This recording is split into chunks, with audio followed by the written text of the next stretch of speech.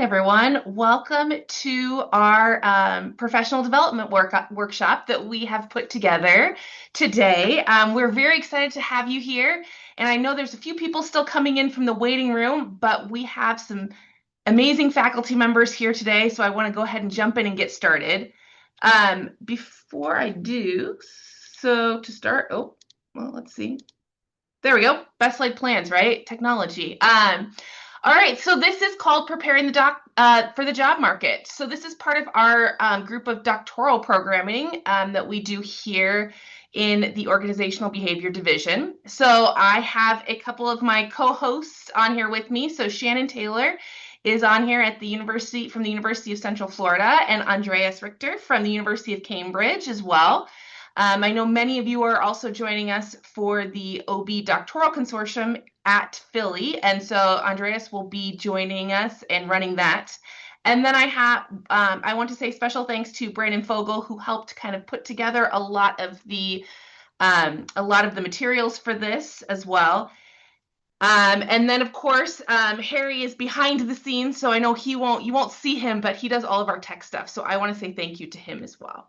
So let's jump right in. So what is this going to look like today? So what are our goals for this session? And so really it's to provide support for all of you. So we know that going on the job market is often a scary time. It can be a really anxious time, but it can be a really fun time as well. And so we love that we get this opportunity to really give you some information, share some experiences with you, offer some advice from some amazing faculty members that we have here, and really help you build an understanding of what this job market might look like as you kind of dive in. Kind of some assumptions. We're going to focus on the job market more broadly. So we're going to look at kind of the OBHR job market. We're going to make suggestions. So you make the decisions about what you do. Of course, everything is going to be a little idiosyncratic to you as far as what you decide. But what you're going to get today are some big suggestions that you can help kind of create for yourself what your job market is going to look like.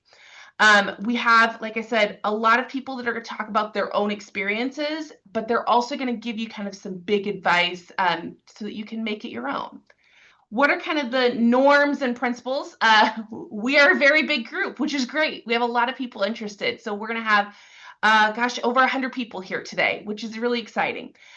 Please mute yourself when you are in the main room, but you are going to be put into breakout rooms a couple times during this session. So please, if you can, put on your video when you're in your breakout room. That really helps the conversations flow.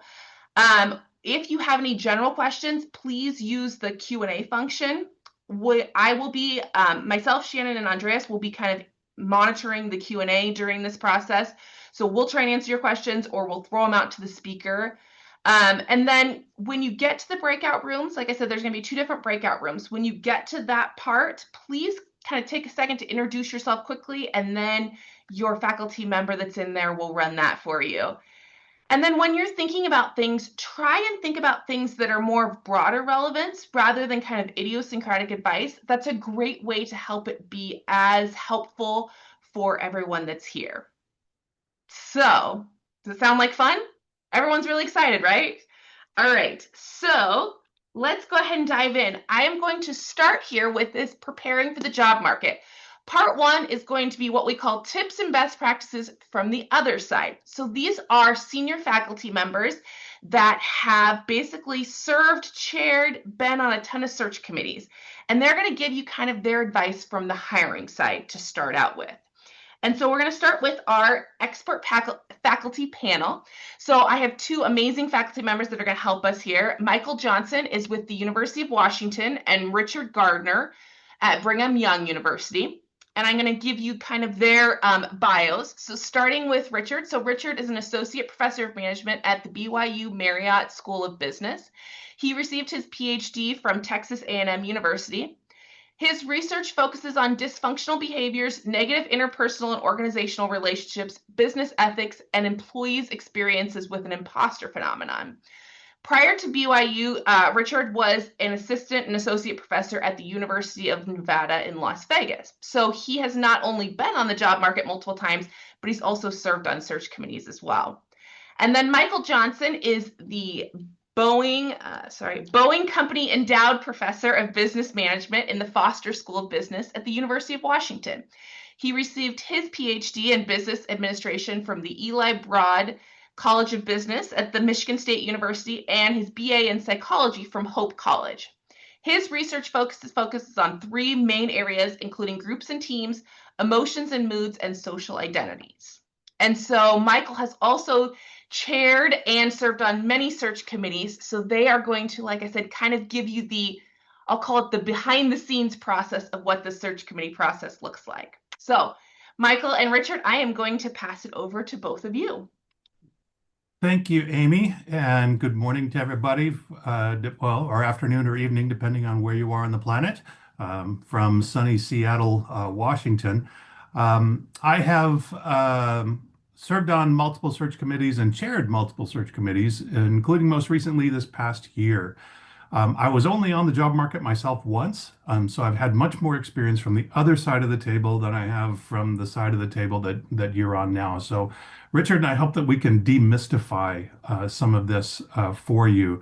And the thing that I want to start out with is to let you know that a job offer is not a reward for the past work that you have done. It is a prediction of the future work you will do. And that cuts both ways. So if you are a person who has, you got a lot of publications, you're looking really good on your Vita on the market, you may be thinking, hey, I'm going to get lots of offers. Yeah, I don't know. We've had some people come in sometimes who have had that kind of attitude, like, hey, you'd be lucky to have me. They don't say it outright, but that's kind of the attitude. And then we're like, yeah, no thanks, Bucko. We are not looking for, rewarding you for your past work. Similarly, if you've had maybe not as much luck during your time in a doctoral program, that is not necessarily bad because although past performance is typically a good predictor of future performance, we also, look at what are those signs that maybe you've had some things that maybe didn't hit, but your pipeline looks really good. And so we are trying to predict who's going to do well when they join us. And so what Richard and I want to argue today is that what it takes to get a flyout, those things are somewhat different than the things that it takes to get an offer once you get a flyout. So from our side of the table, typically, we'll advertise, post our position opening, and we typically get over 100 applications when we offer a tenure track assistant professor position. Then we have a search committee, and the search committee will review all of those applications. Various search committees, we use various screening processes to determine how they want to cut this down. And usually what happens is we'll create a shorter list, and then we'll meet, and then we'll create an even shorter list. In our school, in our department, we get all of the faculty from the department involved in kind of looking at this short list we put together before we make our decision on what the final flyouts might be. In some other departments, the search committee handles all of it. And so this really varies by school. And so in most schools, they'll fly out 4, maybe 5 people to visit campus, have a series of interviews with faculty, meet with the current doctoral students, and most importantly, give a job talk. And what we want to argue is really about complementary fit. The idea that we as a department, as a school, as a university have needs, and that we are looking for someone who can fill those needs. But then once you come out and we meet you and you do your job talk, then it becomes a little more about supplementary fit. Now, this isn't perfectly clean. We're still looking at complementary fit here, but supplementary fit is more like answering the question, are you one of us? Like, are you the kind of person that would fit in with the culture that we have? And can we have like a good, productive relationship with you as a faculty member. And so sometimes students will have good skills on one side. They produce, publications really well. Their vita looks really good. But then when they get to campus, they don't give a good job talk, or they're not very personable, or they don't seem to care about us. And so they might get a lot of flyouts, but not a lot of offers. On the other hand, you might be a really good person, people person. And so that supplementary fit of really connecting with people when you're on campus might be really good, but you've got to get the flyouts in order to be able to have that opportunity. So the basic thing here is that you need to have both the things that are going to signal your complementary fit, that you can provide what we need, as well as the things that can signal your supplementary fit, that you're one of us and we'd be happy to have you on our faculty. And then finally, we make an offer typically to one person. In our department, we rank our candidates. And so if we make an offer to one person and then they end up declining our offer, then we will immediately make an offer to the next person. In other universities, they might come back together to decide who they want to make the next offer to. But most of us try to do it fairly quickly because we are afraid that if you're someone we want and we don't make the offer to you in a timely fashion, you're going to accept an offer from somewhere else. All right, Amy, can we move on to the next slide so we can talk about complementary fit? So again, complementary fit is the idea that we have needs and we're looking for you to meet those needs. And some of those needs are things like research areas. Like in many departments, they're looking for someone who can provide something maybe that's a little different. That you're going to expand our portfolio of research areas. And so we want to see maybe, are you bringing in a different network of people, a different body of research that can complement what we already have in our department now? In some other departments, they might be trying to generate a critical mass of faculty within a particular research area. So maybe you're focusing on ethics, and then they want to get enough people on ethics so that their department can be known as a place that is very strong in ethics. And so it can be both things. Maybe we're looking for somebody who's different, or we're looking for somebody that can help create that critical mass. Schools also typically only open these lines, these tenure track lines, when we also have teaching needs. And so we are looking for people that can teach sometimes in a particular discipline, like, you know, this is the OB division, but, maybe the school has needs in HR or has needs in someone who can teach leadership or something like that. And so sometimes there are very specific idiosyncratic needs to those offers. Sometimes schools are looking for people that can immediately step in to teach at the graduate level. And maybe they need people who are going to teach MBA or master's level courses. And so we're looking for candidates that can meet those needs. Secondly, we're looking to see, are you ready to make that transition from being a student to being a faculty, from supplementing research, from being an assistant in research to leading that research and being able to, do all of your own courses and things like that. So we look at things on your vita, like, what's your research area? Who are the network of people that you're working with? Who are your reference letters from? So that we're getting a sense of your maturity and whether you're ready to make that transition to be a faculty member. We also look at your dissertation progress. No school likes to hire someone who has not finished, is not likely to finish their dissertation by the time they join the faculty. Sometimes we do. There may be someone we really like, or there may be some things that get in the way of your finishing your dissertation. And so that can happen, but we typically don't like to hire someone who's ABD, all but dissertation. And so we're looking for signs that you're likely to finish your dissertation before you would join our faculty. And then we're looking at, can you manage students? So what kind of teaching experience have you had? Have you mentored maybe students who are less advanced in your program? Or have you been involved in the Academy of Management or other professional associations where you've shown those kind of leadership capabilities that give us the sign that you're ready to take that next step? Richard, anything you want to add on this one before we move on to the next slide? No, I think this is great. Yeah, you keep going. Okay. All right. Next slide is then how we get those signals. And that's almost entirely through your application packet. Much of that is now done on Interfolio and other platforms. But we also look more broadly beyond that. So your Vita has to be clear and up to date. And it's okay to update your Vita. You might send in an application and then you get an R&R.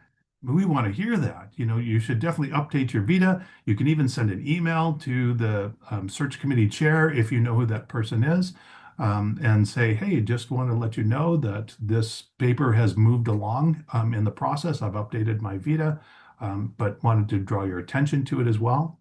Some universities will look at your Google Scholar page. So if you don't have a Google Scholar page, I highly recommend that you create one. And then we can see kind of who's paying attention to your work. Is it already being cited? And get a broader sense of who you are as a scholar. We really recommend personalizing your cover letter and your packet to the school. I have seen some cover letters that say, "Oh, I would be very excited about joining the faculty at the Kelly School at Indiana University," and I'm like, "I'm not at the Kelly School at Indiana University. I'm really happy that you're looking forward to that. I'm at the Foster School at the University of Washington." And this was, someone who had created something and created a cover letter and then forgot to change things when they submitted our packet. But it's beyond just kind of saying those names. We want to see, how much do you know about us? Like, are you connecting with what our faculty are currently doing? And are you finding ways that you might be able to complement what we already do? This can be in your cover letter, it can be in a research statement, it can be in a teaching statement. And it's a lot of work if you're applying to a lot of schools, but it goes a long way in being able to determine who we want to fly out by seeing how much we see you connecting with what we do. Again, it's about predicting your future performance, what you'll do when you're with us, as opposed to rewarding your past performance. So in all those, you can highlight how you can contribute. These are things that I see from the outside, and I want to be someone that's going to help your department. That I'm going to be a good contributor to department to enhance your research standing and be able to teach effectively. And so you want to make those things not say, here's all the stuff I've done, but the stuff that I've done is a signal to how I can contribute to your department. And then get recommendation letters, if possible, from people the faculty know. And this may mean even having different recommendation letters for different schools that you apply to. Um, Typically not when it's on a standardized platform, but this can go a real long way for us, for people whose vitas are not as solid in terms of publications, but then we see a recommendation letter from someone that we know and respect who gives us kind of the background of this and vouches for you. And then sometimes we would be like, we need to see this person, even though their Vita is not as impressive as some other Vitas.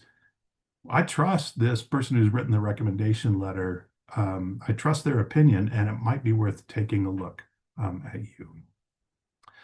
Okay. Do we want to address questions now, Amy, about this part, or should we move on to the supplementary fit side? Um, so they're kind of doing some ones in the chat, and a lot of the Great. faculty are responding, which is going great. So let's move on to the supplementary part next, if that's okay. All right, Richard, over to you. All right, great. Yeah, I'm just starting to look at some of those questions in the chat. So hopefully those are getting answered. One thing so now as we talk about the supplementary fit, this is this idea of, all right, you've applied, you're now invited to make a campus visit someplace. Now that I think about it, we've kind of skipped one little process here, perhaps, but that is Oftentimes, schools will do some type of initial interview with you. Um, and that's also this important component to get that segue to do that. Granted, also, not every school will do interviews, initial interviews, but most will. So with those 100 or so applicants, they'll usually narrow it down to maybe 8 to 12 of those candidates, and they'll do some type of initial interview. Now, in the past, it used to be that's where the interviews would typically happen at academy. And in some places, they still will do that. But I think now with a lot of Zoom, a lot of online interviews, most schools are doing that. So be prepared for that. If you're going to be doing some type of interview with initial interview with a school, I think ways to stand out there are similar to this aspect of our supplementary fit. So ways to stand out as a candidate. So I'll stick to this. Here. So, ways to stick out as we're talking about the supplementary fit. So now, as you've been invited out, there's been some vetting already of your portfolio. Basically, the school has said, "Hey, we actually think that you could be very successful here, and now we want to really get to know you. We want to kind of kick the tires, so to speak, spend some time with you, and see if you really match." uh, some of the aspects, some of the values, perhaps some of the cultural things that we have within our department.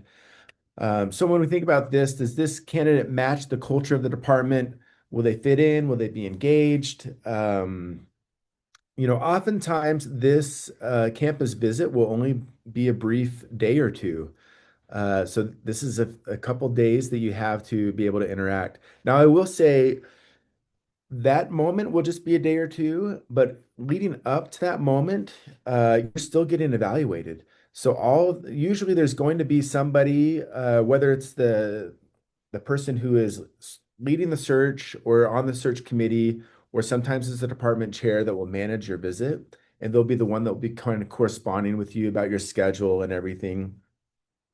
All of those interactions are also in the minds of the faculty.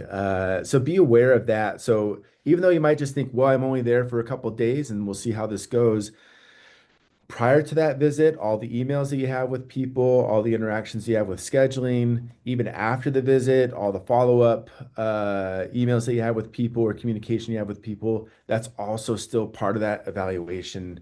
So try to keep that in mind as you're making that scheduling that you're a pleasant person to work with, that you're not being overbearing, that you're not asking for too much accommodations that might be seen a little bit out of the norm. So be aware of that as you're doing this, going through this process.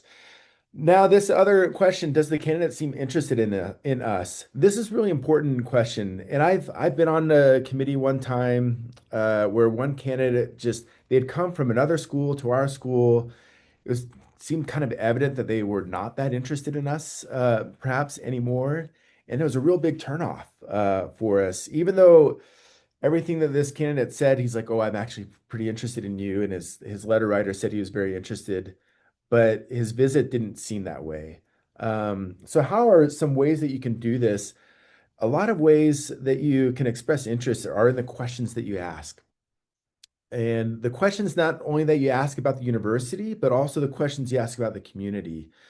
You have to remember that we don't do searches every year. Schools don't do searches every year. They don't want to do searches every year. They want you to come. They want you to stay. They want you to be there for a long time.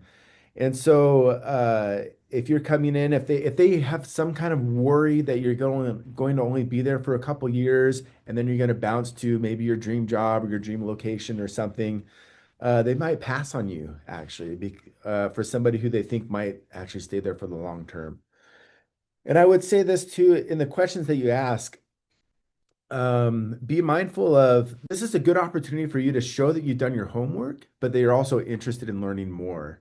So make sure you do your homework on the school, even on the community or in the department. You might find that, oh, you've created some new center or you're doing some new initiative. Ask a question about that to demonstrate that you've actually know something about the school, that you're interested in it. And your question is now, hey, I want to learn more about this, or how can I be involved with this? or this seems really interesting or really unique. Oftentimes if you have children, people ask questions like, "Oh, here, what are the schools like, within this area?" It's kind of one of these things where if you ask a question that seems very obvious to somebody, it might be a turnoff in the sense that they'll say, well, they know nothing about us. Why would they ask this question? So that's why I kind of say, do a little bit of homework, make a statement of, hey, I saw this or this online, or I saw this or that, then ask your question to kind of demonstrate that you've done a little bit of homework there on the place. So that's a very big deal is you don't want to just present yourself as an interesting person. You want to make sure that you're interested in them as well. And this idea of the candidate, is this somebody that I could work with? Um, you know, it's always a hard thing to determine. And oftentimes I think that it's really just within your disposition. So as you're making your visit, again, even if you're all the correspondence before and after your visit, try to make sure that you're being as positive as you can.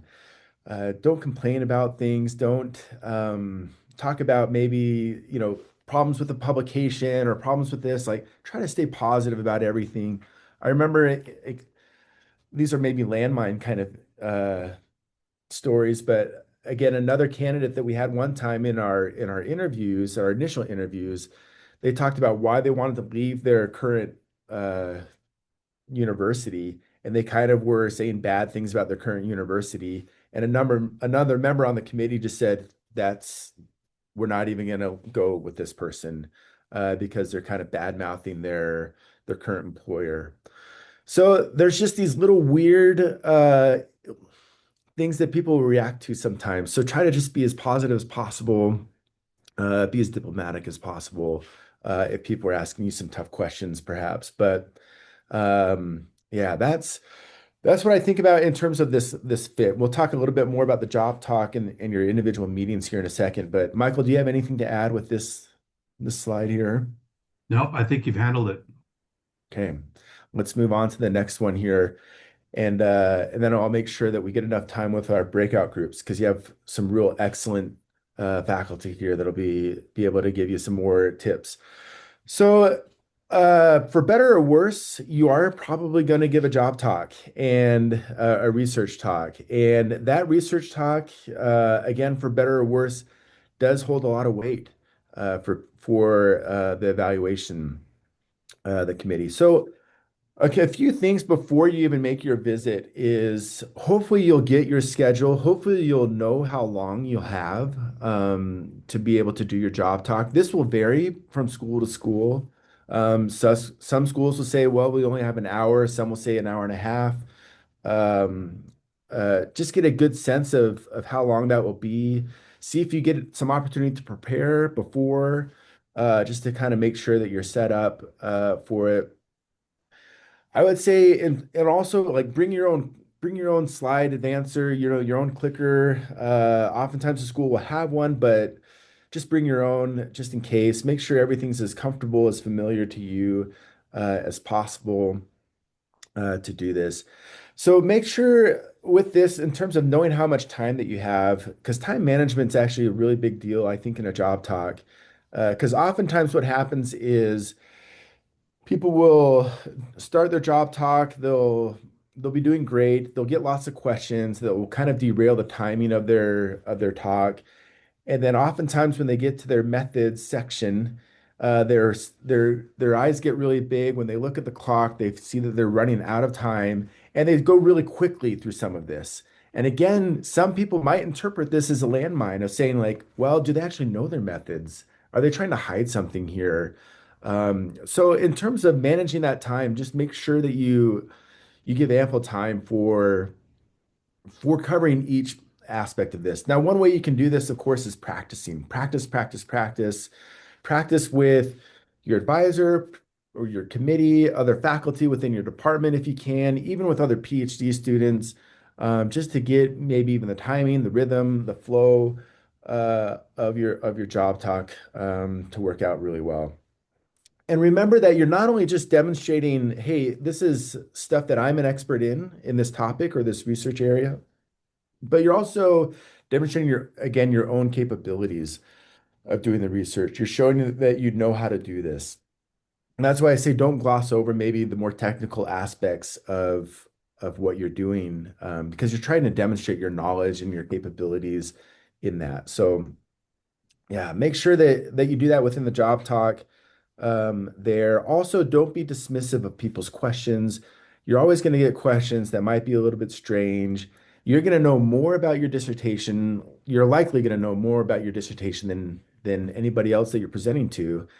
And so you might get a question and you think, well, this is, especially if it's a mixed audience. So like when I was at UNLV, it wasn't just management in terms of strategy and OB, but we also had information systems because they were part of the department.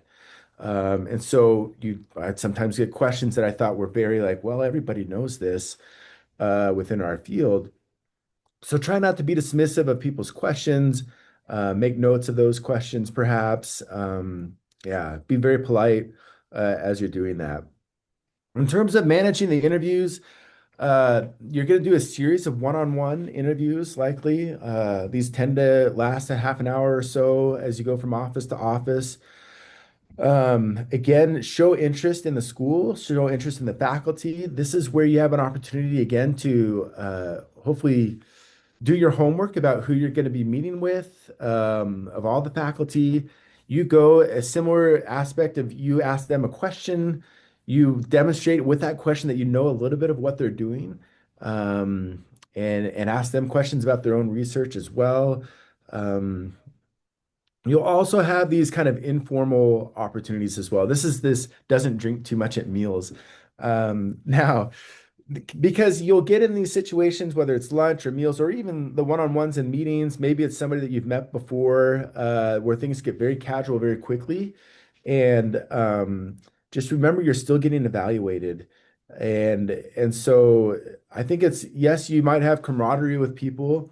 Um, but remember that you're still, trying to present yourself in the most professional way possible here. So I myself have never had a problem with drinking too much, but because I don't drink at all. But I've seen this in other aspects where people might ask an uncomfortable question, perhaps about something that you think, well, this is a little bit strange or weird. Uh, Try to be diplomatic about that. And sometimes it might not be you drinking too much. It might be the other person is drinking too much that you're with, and manage that as well. So try to again stay kind of above board with it. So and so I think those aspects will help. And again, after your visit, make sure you send the follow-up emails, and similar to your cover letters, make sure that those are somewhat personalized. Remember something from the conversation that you had, not just a generic thank you letter, thank you email to people. So and also ask questions about the timing of the process just for your own anxiety, just to manage that of saying like, well, how quickly are you guys planning to move? Just so expectations are kind of being set there in terms of communication there. But that's all. I'll kind of conclude there so we make sure we have enough time with our breakout groups. Awesome. Thank you so much. I know that we are all on Zoom, but maybe a virtual round of applause for Richard and Michael for all of their excellent advice. Just so kind of a couple of process things. In the chat, it can be hard to follow along with some of the questions. Please keep asking your questions. We have a ton of great faculty that want to answer them, but if you can add them in the Q&A instead of the chat, that's super helpful. So thank you so much. And then as Richard mentioned, we are going to shift to our breakout rooms. So this is another great place to ask some of these great questions. And so I want to take an opportunity to introduce our faculty roundtable hosts. So we have 19 faculty roundtable hosts. All of them have served on search committees. Many of them have chaired multiple search committees. And so they are able to give you the expert view of what this looks like. And so to start, I have Michael Baer from Arizona State University, Marcus Butts from Southern Methodist University, Parker Ellen from Mississippi State University, Crystal Farr from the University of Washington, Richard Gardner, of course, from BYU will be hosting one of our rooms, Chad Hartnell from Georgia State University, Michael Johnson, of course, will be also hosting one of our rooms.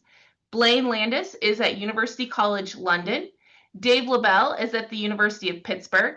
Pierre Manucci, I messed that up here, I'm sorry, is from Bocconi University. Now I'm all thrown off, guys.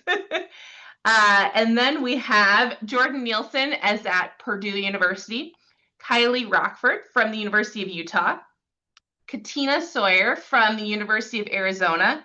Christina Shawley from Georgia Tech. Brian Swider from the University of Florida. Vijaya Venkan. Nope, I messed that up too. Sorry.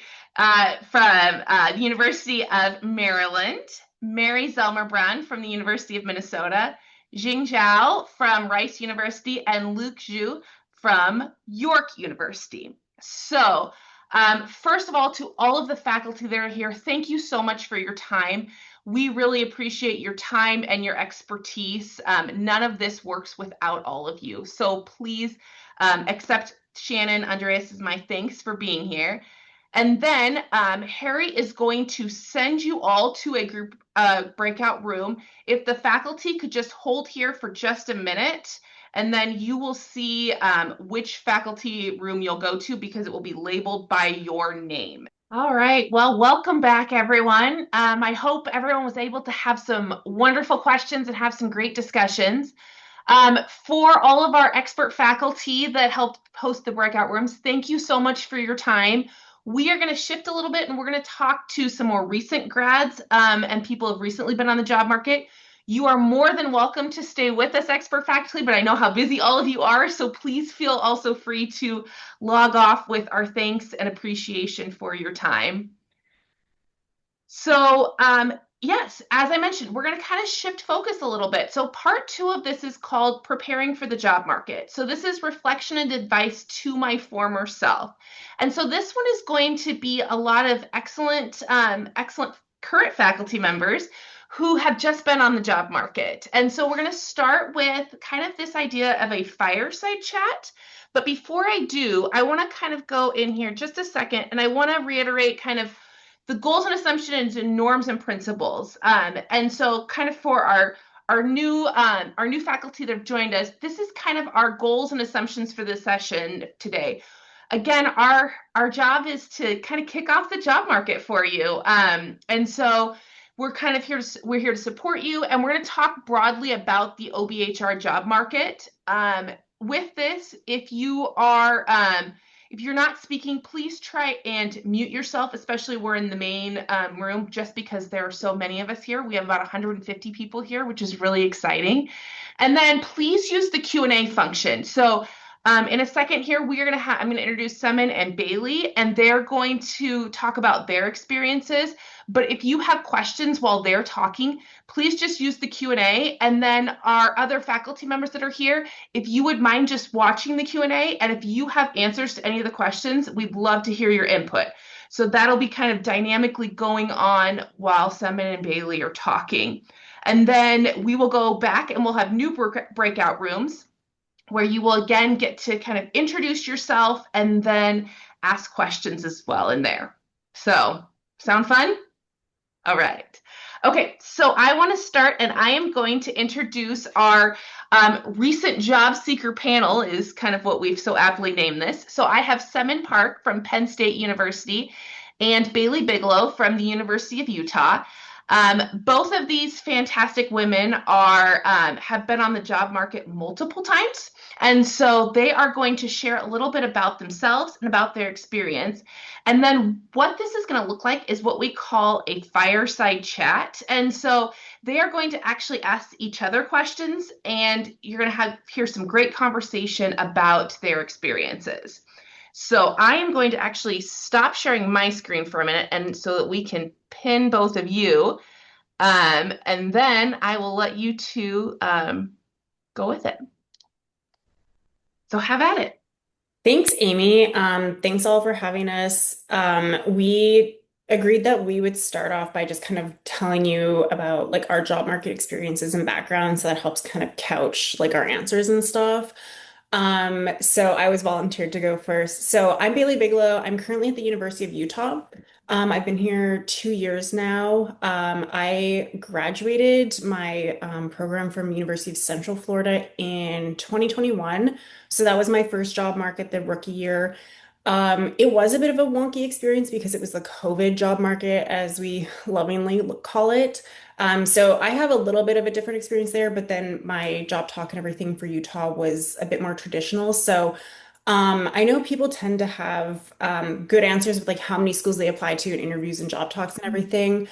There wasn't that many jobs the year that I was on my rookie job market. I applied probably to about 40, and then I had several interviews, and I ended up having two job talks. So they were virtual.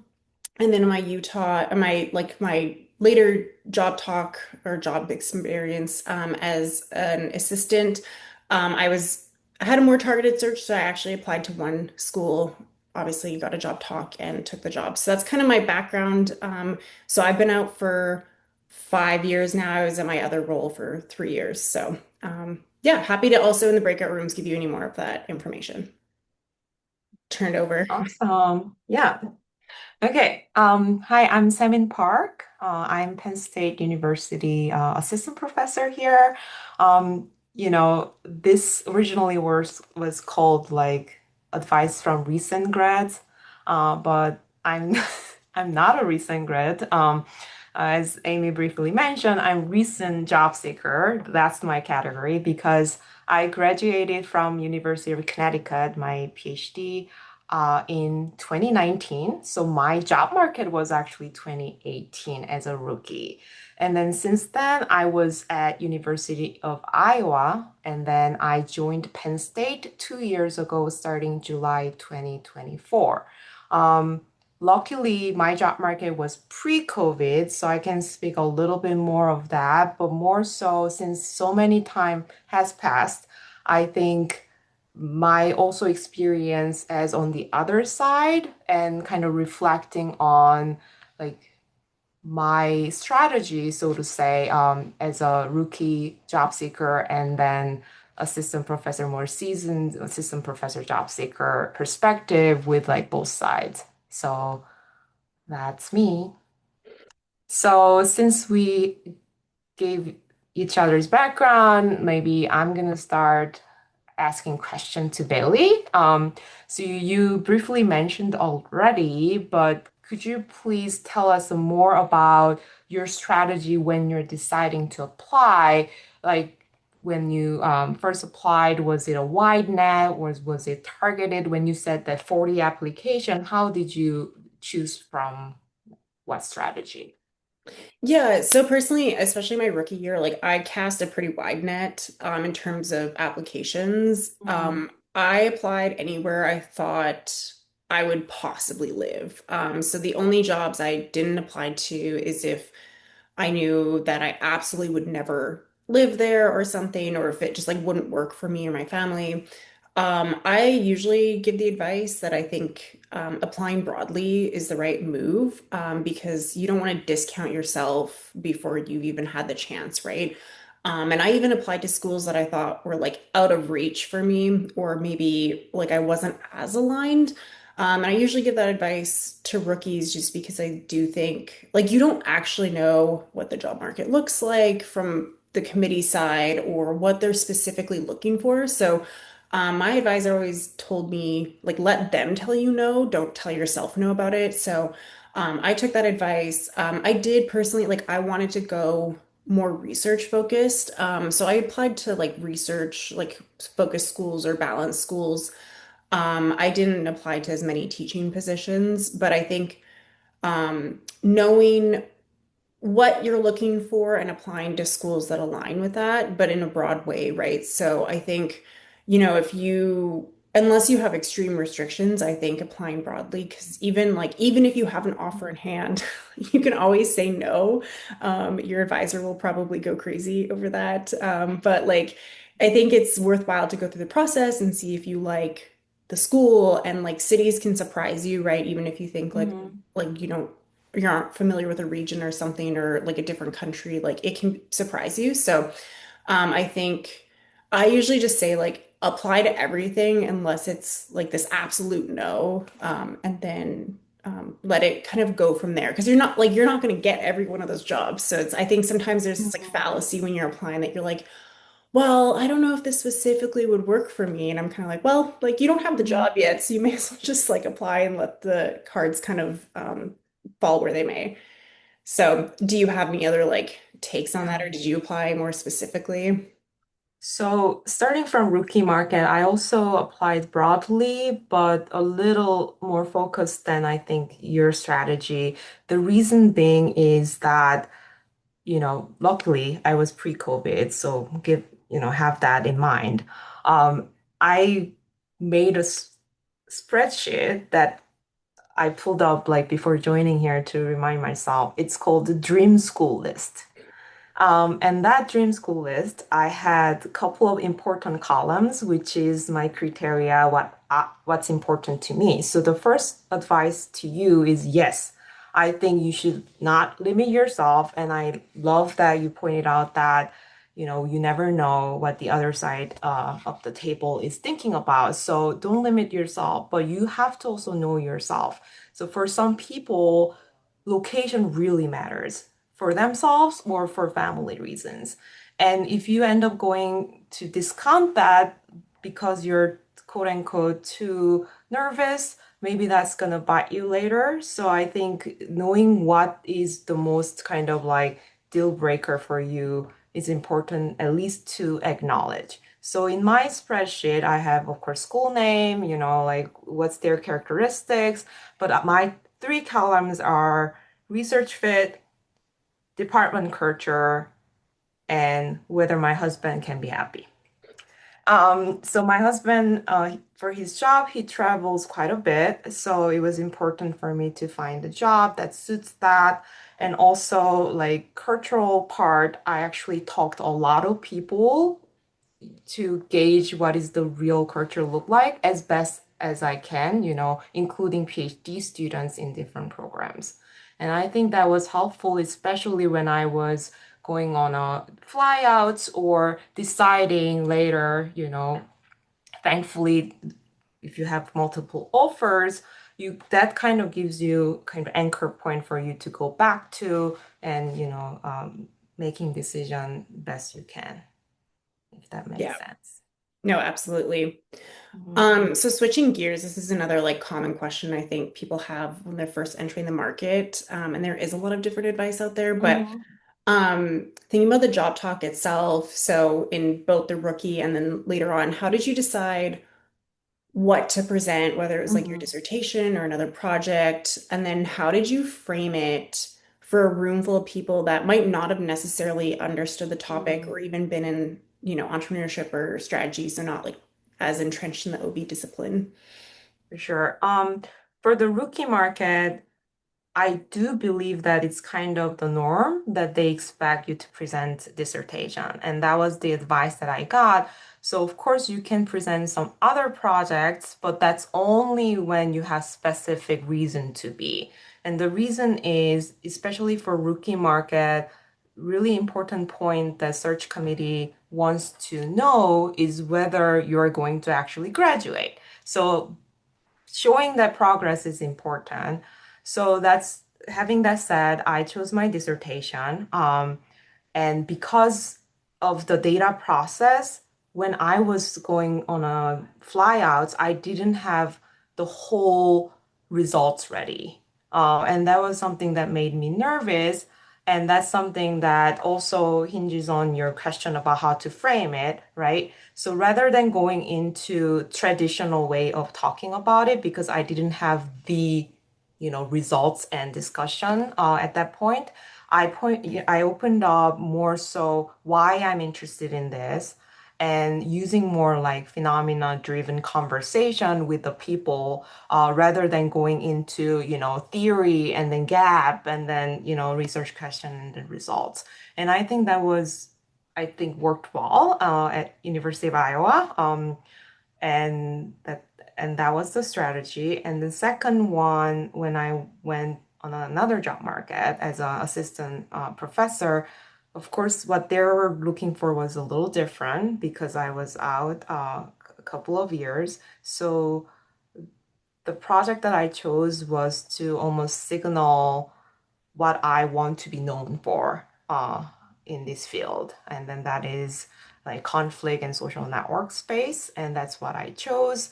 That project was not necessarily my strong card per se, but that is the most fitting into my research portfolio. Yeah. What about you, Bailey? Yeah, similar take. I think I had a similar process. I agree, like the dissertation should be your job talk unless there's like extenuating circumstances. I do think that's what schools want to see. I also completely agree with you that starting with the phenomenon can really help, like for everybody in the room to really benchmark it. I love watching a talk that they're like, picture this scenario in the office, because I think it draws people in. You do have to make sure the scenario is aligned with that, what you're actually studying, because then that'll trip you up. Um, I also, my other advice for making sure everybody in the room kind of gets it is practice, right? So practice with like your cohort members, but do it with people outside of just your niche area, because you get so entrenched in what you're studying and it makes so much sense to you that you forget to like define certain things for people. And so I think it can be really helpful to present to any friends that you can because sometimes they'll just be like, what do those terms mean? And it's like, oh, that is such an easy overlook. So I think the more you can practice, if your faculty will watch practice presentations or other grad students, especially bonus if they're in like other other management disciplines and stuff, that can be really Mhm. helpful to make sure that you're explaining it well for where everybody's at. Um, and then I think in terms of choosing content, the other thing is just I think it's helpful to give an overview of like your dissertation and your pipeline. But usually faculty tend to have a lot of questions. So don't spend too long on that. I usually say like 5 minutes is like an about me, and then the rest is for Mhm. um, content and everything. So, but yeah, I took a similar approach where dissertation and then like just a first author project that I Mhm. had. So. Awesome, awesome. So then, like, doesn't have to be about your job talk, but during the process, including interview and whatnot, was there any kind of question that was really hard and threw you off?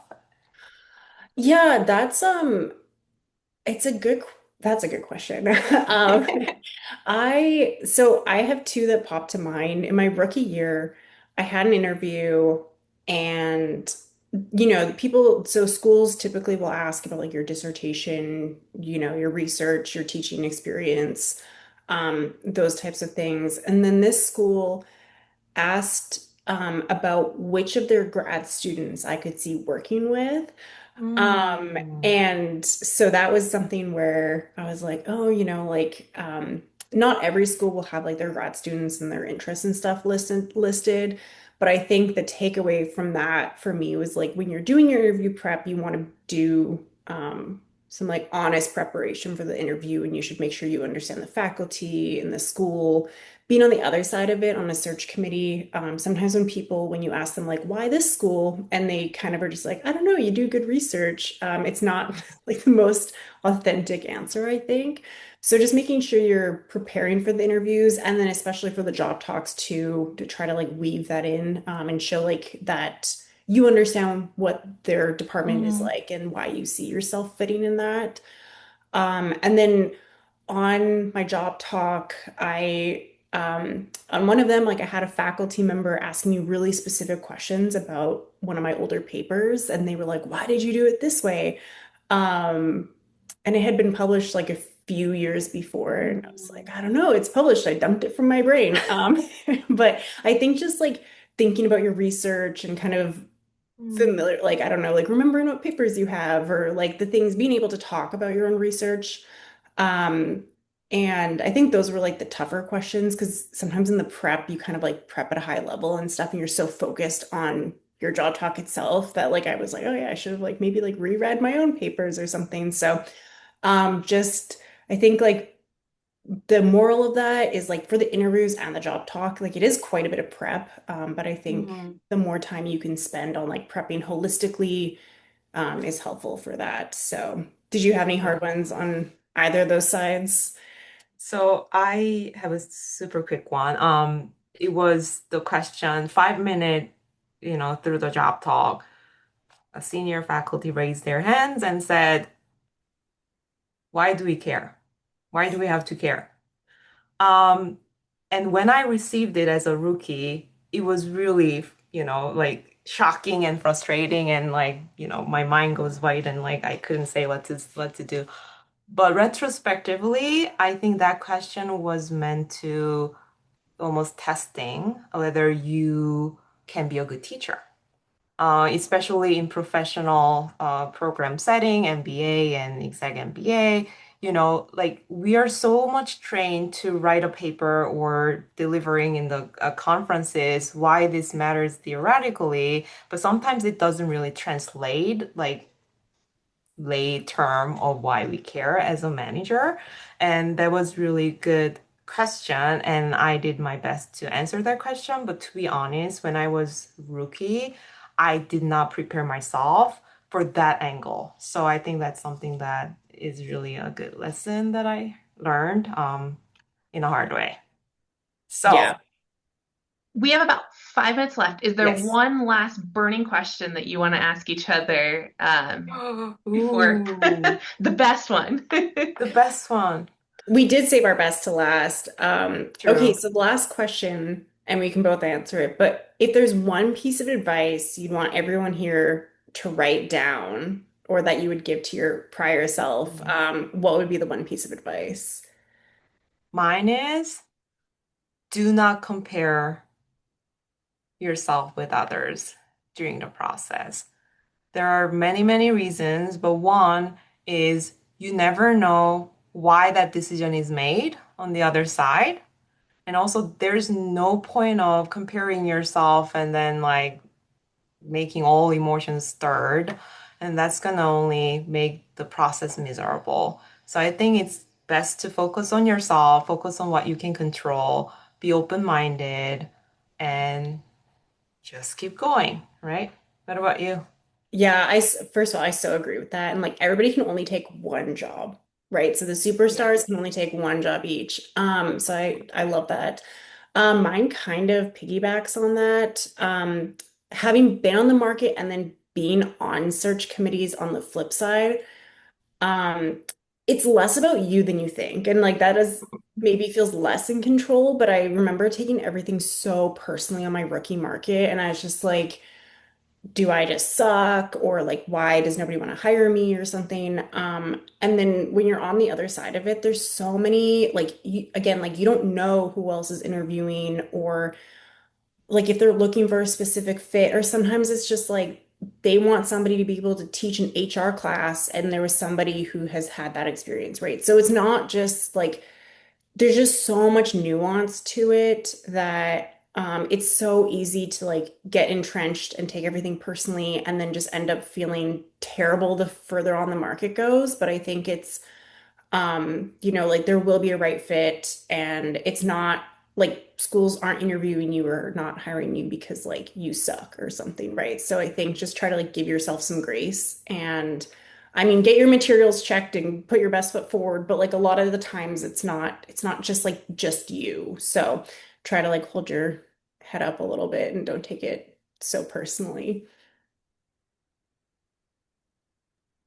Awesome. So I know there's a lot of us here, but join me in giving a virtual round of applause to Seven and Bailey. So thank you so much for all your expertise. I am going to share my screen here for a second. Perfect. And then all right, so now we are going to basically send you to breakout rooms again and give you another chance to kind of get some of those questions answered and talk to some great recent graduates. So let me take the opportunity to introduce you to all of our excellent recent grads. Now, recent grads, I apologize. I have some of you at the institution where you graduated from and some where you're currently at. And so please, when you get to the round table or the breakout rooms, can you take a minute to introduce yourself and tell them where you've come from and where you're going? Because I know that I don't have it correct for all of you in there, if that's okay. Okay, so I have Savannah, a C, I believe, at Indiana University, Charles Benyon from the University of Georgia, Zachariah Berry from USC, Bailey Bigelow, of course, from Utah will be one of our breakout room hosts, and Dorian Boncourt from University of Notre Dame. Tobias Dennerlin is at Purdue University. Monique Domingo is at LSU. Myra Ezrins at UCF, University of Central Florida. Brandon Fogel from the University of Nebraska. Olivia Foster Gimbel from Rutgers University. We have Francisco Gonzalez Moreno at Michigan State University. Rachel Hahn from Purdue. Grace Ching-Chi Ho from Southern Methodist University. Megan Kane from University of Central Florida. Velveeta Lim from University of Warwick. Semin will also be hosting a breakout room from Penn State University. Brady Shanklin from the University of Mississippi. Chris Winchester from Texas Tech, and Justin Woodall from University of Georgia. And so each of them has had really a great, unique experience on the job market. So I'm really excited for you to get to talk to them.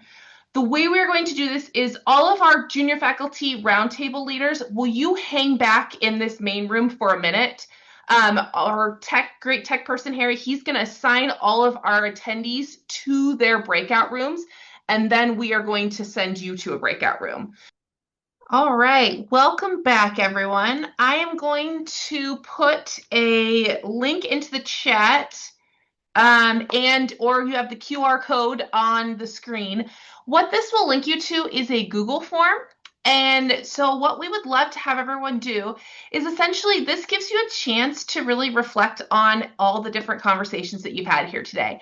So what it's going to ask you to do is 3 useful pieces of advice that were shared with you that particularly resonated with you today, 2 things that you want to put into action from what you learned today, and 1 aspect of the job market that you would like to gain a broader perspective on. And so what we are going to do is we're going to basically create an aggregate report of all of these collective insights, and we will send them to you as a follow-up for today as kind of a way to keep learning, a way to take forward with you on the job market, and continue to hopefully be effective as you go and start this job market season.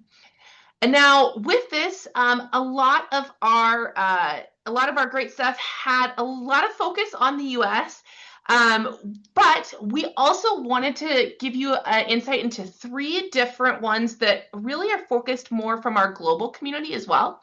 So we actually have 3 additional kind of preparing for the job market, finding a job in that are location specific that we really wanted to share with you. So the first one is finding a job in Europe. And so it is on Monday, July 27th. And so you can see the time zones there.